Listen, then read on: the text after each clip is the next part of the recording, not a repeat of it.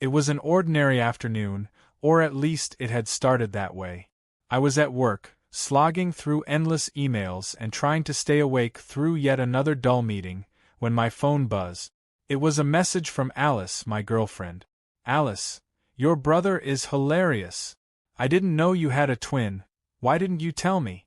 I blinked at the screen. Brother? Twin? I didn't have either.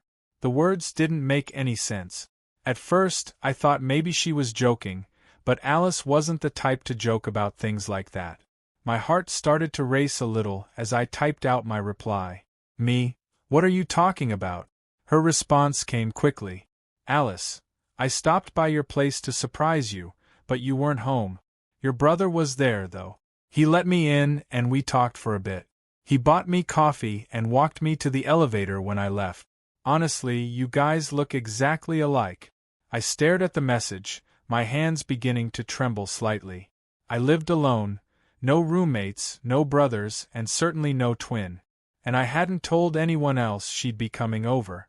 I swallowed hard, my throat dry. This had to be a misunderstanding. Someone was playing a prank, or maybe Alice had mistaken a neighbor for someone else. But the unease in my gut told me something wasn't right. I shot her another text, trying to keep calm. Me, I don't have a brother. Her response didn't come as quickly this time.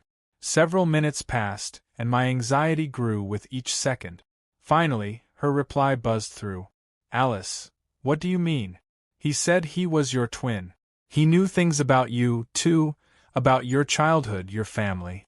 Are you joking? The blood drained from my face. My heart hammered in my chest as my mind raced. This wasn't a misunderstanding.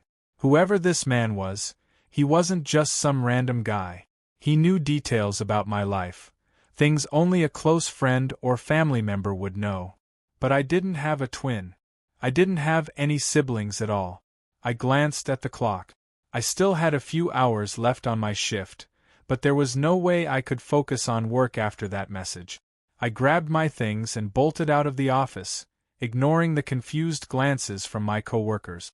I needed to get home. I needed to figure out who this man was. By the time I arrived at my apartment, it was getting dark. The streetlights cast long, eerie shadows across the sidewalk as I hurried inside, my keys trembling in my hand. My mind was racing with possibilities, none of them good. Had someone broken into my apartment? Or was it someone who knew me, playing some kind of sick game? As soon as I stepped into my apartment, everything looked normal, too normal. Nothing seemed out of place.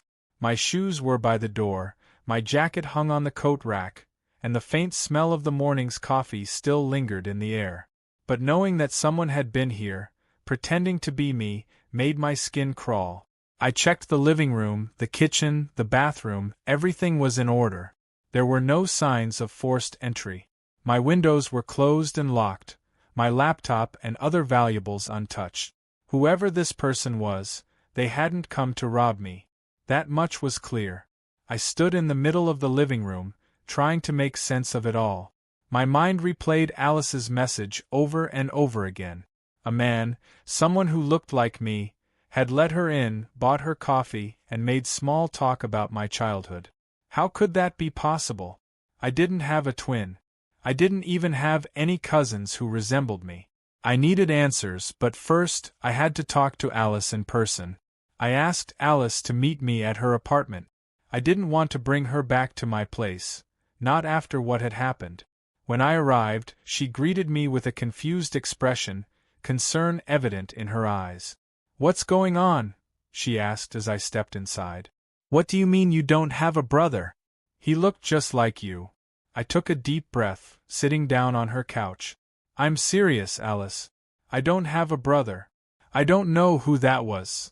Her face went pale, and she sat down beside me. "That doesn't make any sense. He knew things, details about your life. How would he know all that if he wasn't your twin? He even talked about your 10th birthday, the one where you got that skateboard you wanted." My stomach churned. That was something I had only ever mentioned to her in passing, something I hadn't thought about in years. How could this man, this imposter, know about it? "Tell me everything," I said, my voice tight. From the moment you got to my apartment. Alice nodded, still visibly shaken. I got there around noon. I thought I'd surprise you since you told me you'd be off early today. But when I knocked, he answered the door. I was confused at first because he didn't mention you'd be gone, but he smiled and said you'd be home soon. He introduced himself as your twin brother and offered to keep me company while I waited. She paused, her brows furrowing as she recalled the details. I didn't think anything was off. He looked exactly like you, down to the way he smiled. He even told me some funny stories about you as a kid, like how you used to collect those weird action figures. We hung out for a while, and then he walked me to the elevator. He seemed normal. Normal? I repeated, the words sour in my mouth. Yeah, she said, looking confused. Normal. There wasn't anything creepy about him. He seemed just like you. The room felt colder now, the air thick with unease. Alice had spent the day with someone who wasn't me, someone who had enough knowledge about my life to convincingly pretend to be a brother I didn't have. I felt a deep chill creep into my bones. Whoever this man was, he wasn't just a random stranger. He knew too much. But why? I spent the next few days in a daze, unable to focus on anything else. I had called my landlord and asked if anyone had been seen coming in or out of the building who didn't live there. No one had. I even checked the building's security footage, but it had conveniently been down for maintenance that afternoon. There were no answers. But the more I thought about it, the more it nagged at me that this wasn't just a prank. This man, whoever he was, had gone to great lengths to make sure he could fool Alice, and that meant something much darker was at play. I started doing some research. I combed through old photos, family records, anything that might give me a clue about who this man could be. My family history was unremarkable. No long-lost relatives, no hidden siblings, no secrets that could explain what had happened. Then I started digging deeper, searching for anyone who looked like me, anyone who could have possibly been in my city that day. It was a shot in the dark, but I needed to know. After hours of scrolling through social media, public records, and forums, I found nothing. Absolutely nothing. It was as if the man had appeared out of thin air and vanished just as quickly. But then, something strange happened. It was late, well past midnight, when I stumbled upon an old album of family photos. Most of them were of me as a child. Birthday parties, holidays, school events. I hadn't looked at them in years. But as I flipped through the pages, something caught my eye. In one of the photos, taken at my 10th birthday party, I noticed something wrong. There, in the background, was a figure, blurred, barely noticeable, but unmistakable. A boy, around my age, standing near the edge of the frame, his face turned slightly away from the camera. At first, I thought it was one of my childhood friends, but the more I looked at it, the more uneasy I felt. The boy looked familiar. Too familiar. I zoomed in, my heart pounding in my chest. The more I stared at the boy's face, the more my mind started to race. He wasn't just familiar. He looked exactly like me. Same hair, same smile, same clothes. But I didn't remember him. I didn't remember there being another boy at my birthday party who looked like me.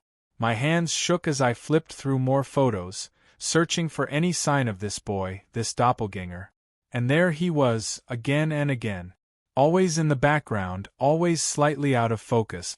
A face that mirrored mine, but one that I had no memory of. Who was he? And how long had he been following me? It became an obsession. I couldn't stop thinking about the boy in the photos, about the man who had pretended to be my brother. The two were connected, they had to be. The more I thought about it, the more I began to realize that this wasn't just a coincidence. This man, this imposter, had been following me for years, hiding in the shadows, watching me grow up. But why? What did he want? I started to lose sleep. Every time I closed my eyes, I saw his face, my face, staring back at me. I began to notice things I hadn't before, small, insignificant details that suddenly seemed sinister. A car parked outside my building for days, its driver always hidden behind tinted windows. Footsteps behind me when I walked home at night, too faint to be sure if I was imagining them or not. I told Alice everything. At first, she was skeptical, but after seeing the photos, she grew just as uneasy as I was. "We need to go to the police," she said one night, her voice tense with worry. "This isn't normal. He's been following you for years." I nodded, but deep down I knew the police wouldn't help. What could I tell them? That I had a stalker who looked exactly like me, someone who had been hiding in the background of my life for years? They'd think I was crazy. But I wasn't crazy. One night, after weeks of paranoia, sleeplessness, and unanswered questions, the unthinkable happened. It was late, well past midnight. Alice was staying over, trying to comfort me after another day of endless searching. We were lying in bed, her soft breathing the only sound in the room, when there was a knock at the door. I froze. It was faint, barely audible at first. But then it came again. Knock, knock, knock. Alice stirred beside me, her eyes fluttering open. "Did you hear that?" she whispered. I nodded, my heart racing. I slid out of bed, motioning for Alice to stay put. Slowly, I crept toward the door, my mind racing with possibilities. Was it the imposter? The man who had been following me for years? I peered through the peephole, my breath catching in my throat. There, standing on the other side, was me. I couldn't believe what I was seeing.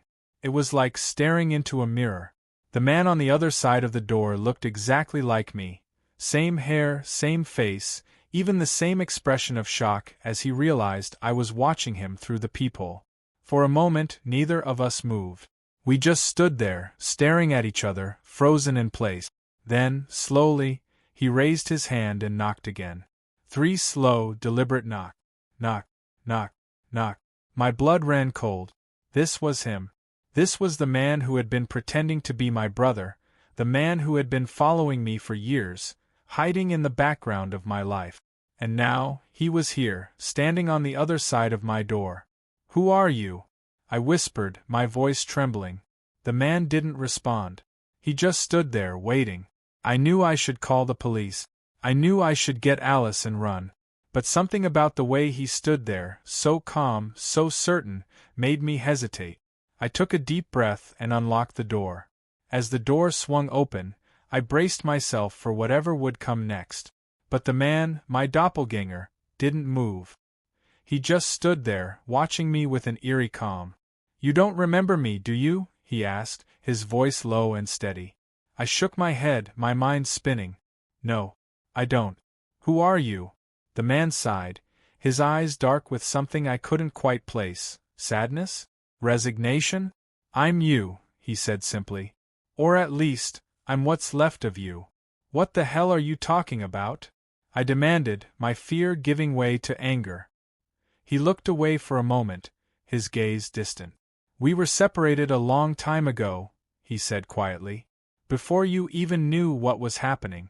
You lived your life, and I watched. I followed you. I had to." "What do you mean, separated?" I asked, my voice rising. "I don't have a brother." "No," he said, his voice soft. "Not a brother. A shadow.